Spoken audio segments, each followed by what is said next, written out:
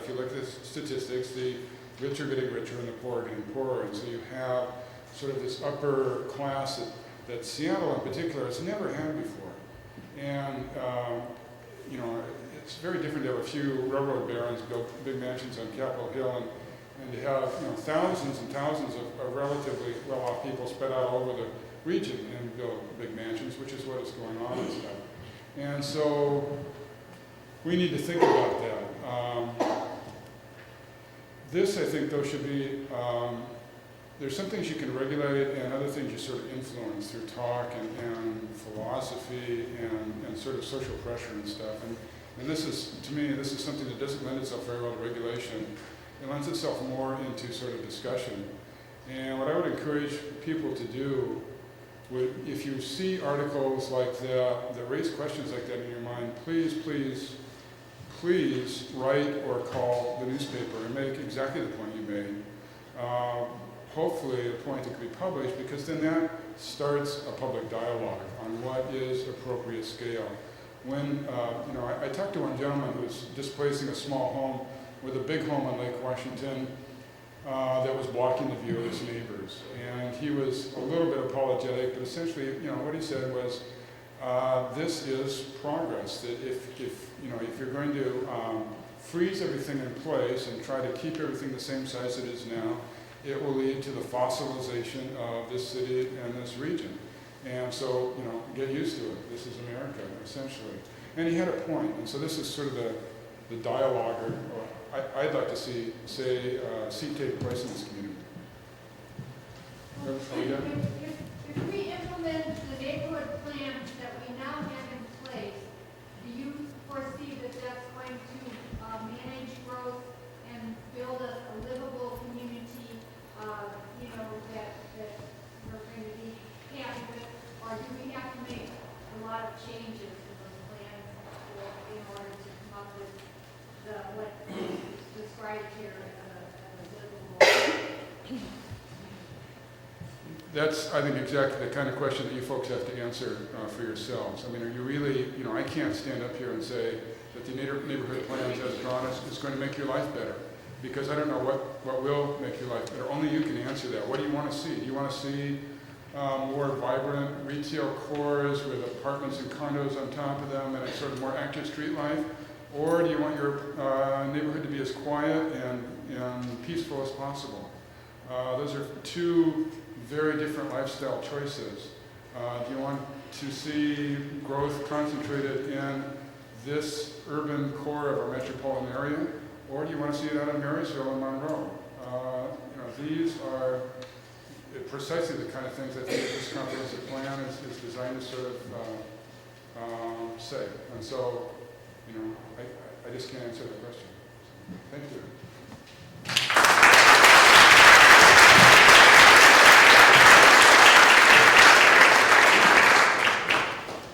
Thank you, Bill, for addressing questions and for your provocative work on growth management in the Seattle area and this region.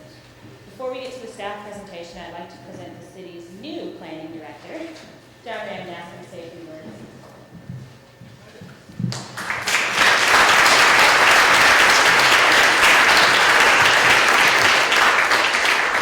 Thanks, everyone. Thanks for coming tonight. My name is John Ram. I'm the new planning director for the city. And for those of you who don't know, what that title means is that I'm in charge of the city's new long-range planning functions. You may know that about a year ago, Mayor Nichols reorganized the city's long-range planning functions and moved most of those functions into DCLU. And I'm happy to tell you that as a result of that, DCLU will, in about 2 weeks, officially be changing its name to the Department of Planning and Development. For those of us in planning, this is a very exciting move for the city to have a Department of Planning and Development. So I, for one, strongly welcome that change. I would also like to thank Bill for his comments tonight, because I will tell you that within the planning group in the Department of Planning and Development, or DPD as we will be known, the comprehensive plan that we'll be doing over the next 15 months or so is really a key part of our mission and our work program for the next year. I need to tell you that the comp plan is more than just a plan for guiding planning. It's a plan for how the city does business. And so it really cuts across a lot of the city departments, in fact, every city department, and how we work and how we interact and how we work with public and how we spend money on capital facilities and so on. So it's a very important guide to how the city does business and how we interact with communities. So I strongly urge you to get involved in this process and to work with Tom and his staff and the rest of us at DPD to make this thing happen. I also would just like to thank a few other folks tonight. Thank the Planning Commission for sponsoring tonight's event and for sponsoring future events on the comp plan, and really for their long-term support of the comp plan and kind of stewardship of the plan. They've been the real strong voice over the years for the comprehensive plan and for making it the city's guide for how we do business. And I also need to thank Tom and his staff for doing a great job in organizing this event, organizing the year-long process that you all hopefully will be involved with, and really making this update meaningful to all of us. So I just want to close by saying thank you for coming, be involved in this, let us know what you think, and really help us make a plan that's meaningful to all of us. Thanks.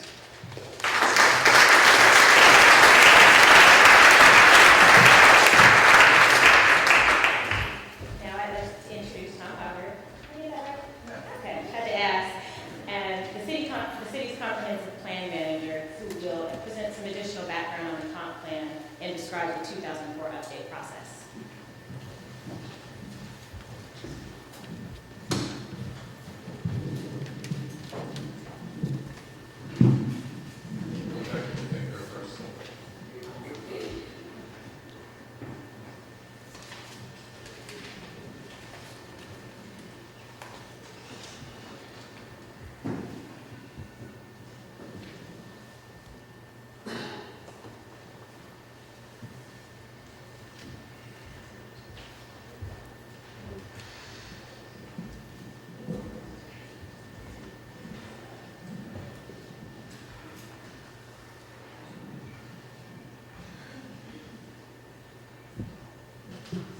I have two jobs up here tonight. The first is I have to give you a lot of information, background about the comprehensive plan, tell you what's happened since the plan was adopted 10 years ago, and then tell you what to expect in the coming year as we move to update the city's comprehensive plan.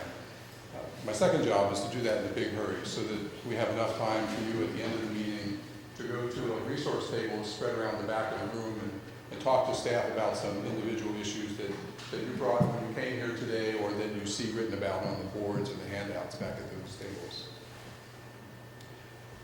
The comprehensive plan is the city's 20-year plan for managing growth, the amount of growth we expect to occur here. It was first adopted in 1994. It's also a collection of policies that help guide future decisions and future actions, and as John said, really help guide how the city does its own business. And it's the city's response to the State Growth Management Act that was adopted in 1990.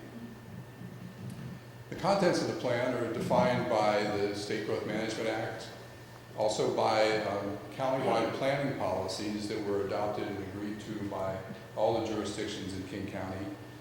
And it also includes some pieces that were added separately by the city to help flesh out the vision that the city wants to establish for its own future.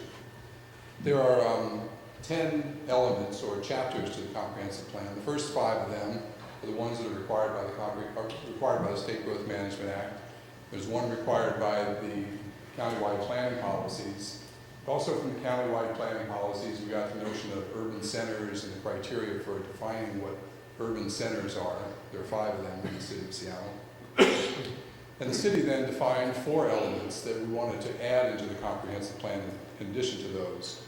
One example is the neighborhood planning element, which describes what the role of neighborhood plans is in shaping the city's future. And that element also contains goals and policies that were adopted from 37 neighborhood plans that were acted on after the city's comprehensive plan was adopted. We also have human development, cultural resources, and environment element in the comp plan. But the fundamental theme of the city's comprehensive plan, you've heard mentioned today already, is the urban village strategy.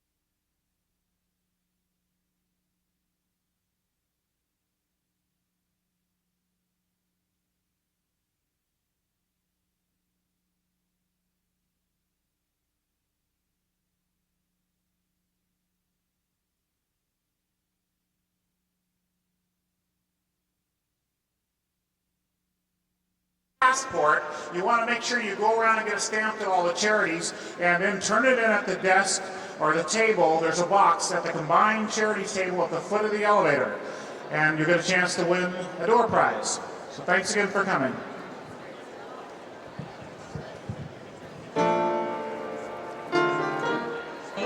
Before he gets here for his presentation, I wanted to welcome you to the City of Seattle Combined Charities campaign. We are here to capture your heart. Let it sing, let it laugh, let it feel the joy of giving. This year we have showcased a variety of city employee talent to help us highlight the importance of charitable giving and to encourage employees to donate to the charity of their choice. We have done a campaign video, which I think you will enjoy when you get to your department campaign events, and there will be a number of performances on there that I hope you will enjoy as well. While you do sit back, relax, and enjoy the many and varied talents of your fellow employees, please consider the important issues that have made the Combined Charities campaign an essential fundraising element. There are times when we want to forget about the difficulties that face our community and to avoid situations that make us uncomfortable. Yet there are individuals in our neighborhoods who need our help, and there are issues of concern that will affect our children and their children. Listening to a brooklet in the woods, hearing the laughter of happy, healthy children, sharing the sunshine and good times together. Whether it be children and home, arts and education, or health and the environment, please listen to the song that is in your heart and consider where your contributions can do the most good.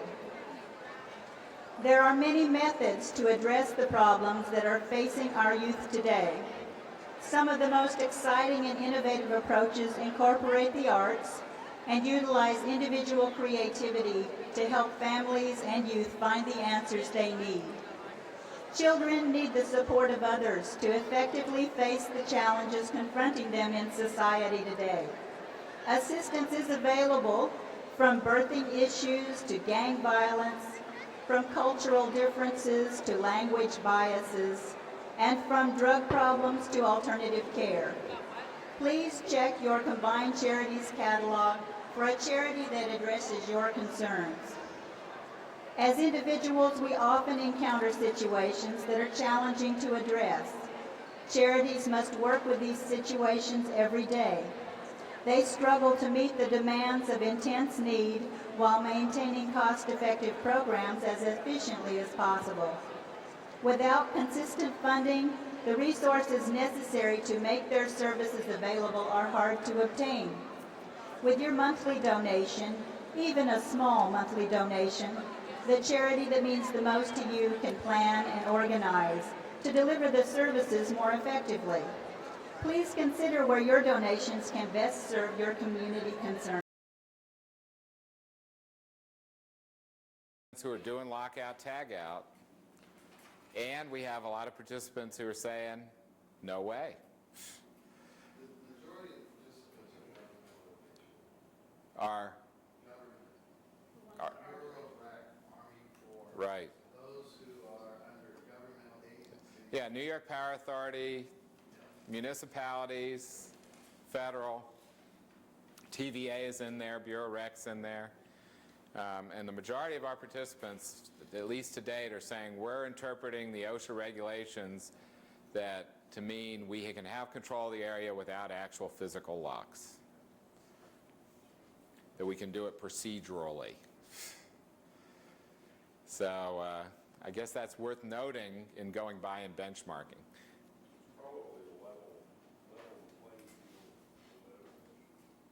Pardon?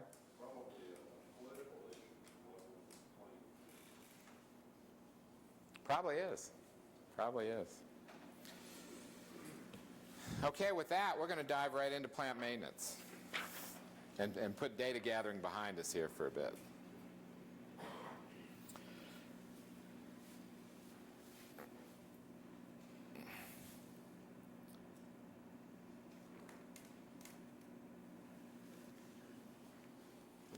Boundary was a leading performer in this segment, in the large segment. And as a leading performer, as I said, Lonnie got up before the group and made a pretty interesting presentation to the group. And I have to tell you, for the large segment, I think you guys opened some eyes for some good reasons and maybe some not so good reasons. I mean, the feedback I've gotten from the other participants. One of the things everybody recognized about Boundary, including yourselves, was that it's a fairly new facility, fairly new, the 60s. It's practically a baby in this industry. And that you probably did neglect it a little too long following startup in terms of your staffing and resourcing of that plant. If anything, the tendency in the rest of the large hydro segment was to err the other way. Is following startup, some of these plants that were built in the large segment in the 60s, because there's other ones in there, the Power Authority plants, the Ontario Hydro has some in the segment, TVA, well, not in the large segment, the medium. But the following startup with these very large plants, the tendency was to overstaff them, not to understaff them. And so I think you opened some eyes there, the fact that the whole thing did not totally fall apart, and then with your small minimalist staffing approach, you kept a pretty good level of reliability. It wasn't high by any means, it was average for the group. And that your costs were very, very low. And among the large segment, your staffing at Boundary looks incredibly low. Did you get that impression, Lonnie? Minuscule was the word that was used. In fact, you've staffed Boundary up till now more like a medium-sized plant than like anything else in the large segment. Now, we also recognize the changes you're making to upstaff some of that and the investment you're making in Boundary to catch up for some of those years of maintenance that didn't get done. But as it turns out, that's not, well, when I get to the investment segment, that's not necessarily bad either, because a lot of the 60s plants are getting renewed investment right now just because there's more efficient, better turbine design. So a lot of the larger plants are in mod programs right now anyway. When you look at the scatters that you have, compared to people of the same size, you look at the investment cost that we will only just barely hit the bottom threshold. They will still have more than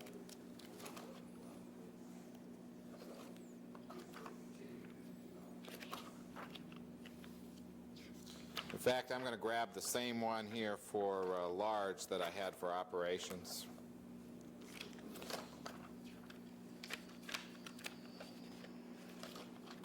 I've got to get back in the pages here a bit. Bear with me.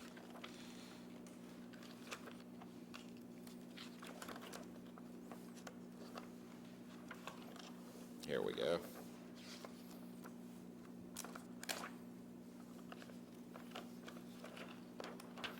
Now here the code is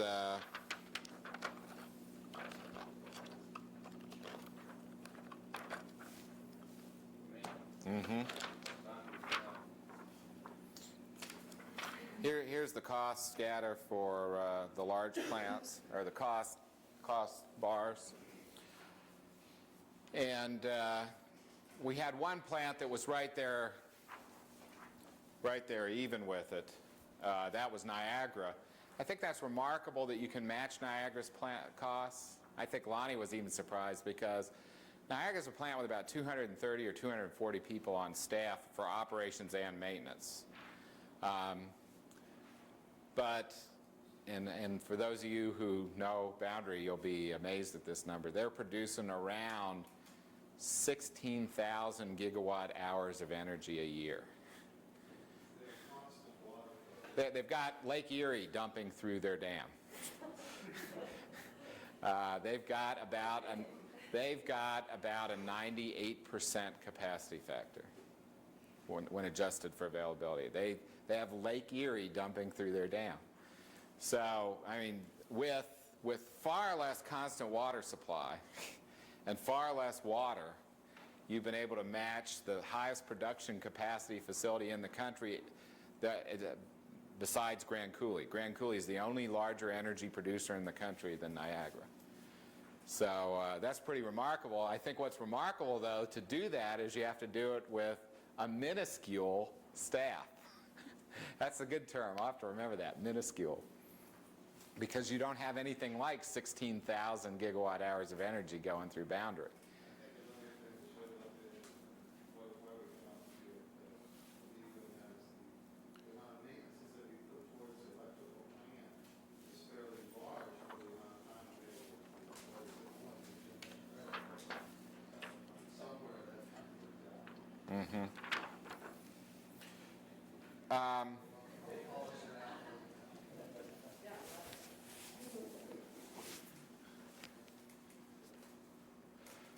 Skagit had a very good maintenance cost too, but you didn't get to be a leading performer.